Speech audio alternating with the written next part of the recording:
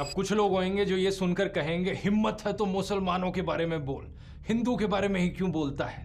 इस पर मैं कहूंगा कि प्रॉफिट मोहम्मद की कहानी ही कैसे उन्होंने चांद को अपनी तलवार से दो हिस्सों में बांट दी, ये सब माइथोलॉजिकल कहानियां हैं। साइंस और हिस्ट्री में इनकी कोई जगह नहीं है। तो वीडियो देख करके आप इतना तो समझ ही गए होंगे कि ध्रुव राठी ने जो नबी सल्लल्लाहु अलैहि वसल्लम की मोजिज़े को माइथोलॉजिकल बताया है और जिस तरह से उस वाक़े को उन्होंने कोट किया है, इससे आपको बखूबी ये पता चल गया होगा कि उन्होंने ये वाक़या किसी भी इस्लामिक स्टडी मटेरियल में नहीं पढ़ा है और ना ही किसी इस्लामिक स्कॉलर से सुना है, बल्कि हो सकता है उन्होंने चैट जीपीटी से पढ़ा हो या किसी इंटरनेट पे कहीं ऐसे ही देखा हो। क्योंकि नबी सल्लल्लाहु अलैहि वसल्लम ने चांद के दो टुकड़े तलवार से नहीं किए थे, बल्कि उंगली के इशारे से किए थे।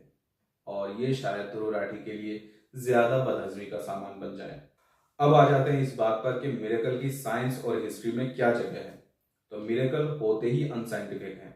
मिरेकल कहते ही उसे हैं जो कि बियॉन्ड द साइंटिफिक फेनोमेनन हो, इंसान की अक्ल में ना आए, इंसान उसे एक्सेप्ट ना कर पाए, तभी उसे मिरेकल कहते हैं।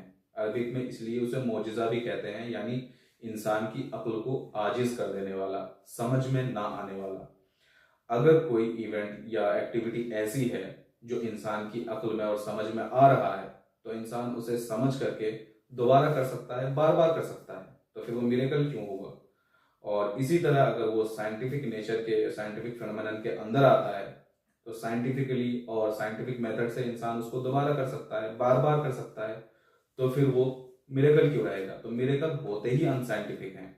तो मिरेकल में साइंस ढूंढना यही सबसे बड़ी बेवकूफ़ी है। अब दिक्कत यह है कि अगर इनको कोई ऐसी बात बताओ हमारे प्रॉफिट की जो कि ह्यूमन काइंड के नेचर के अकॉर्डिंग हो, जैसे कि झूठ नहीं बोलना चाहिए, दूसरों का दिल नहीं दुखाना चाहिए, दूसरों का हक नहीं मानना चाहिए, अच्छे काम करना चाहिए, अगर ये सब बातें हमारे प्रॉफिट की इन्हें बताओगे तो ये कहेंगे ये तो हर कोई जानता है, इसमें प्रॉफिट होने का क्या प्रूफ है और इसमें प्रॉफिट को मानने की क्या जरूरत है, ये तो हर अच्छा इंसान जानता है, इसमें किसी किताब को या किसी प्रॉफिट को मानने की क्या जरूरत है।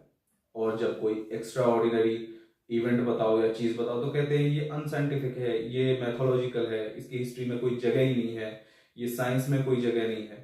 तो इनकी ये दिक्कत है, ना इधर के रहते हैं और ना ही उधर के रहते हैं, किसी सूरत में भी आप कैसा भी कुछ कर लें ये मानने को तैयार नहीं होते हैं।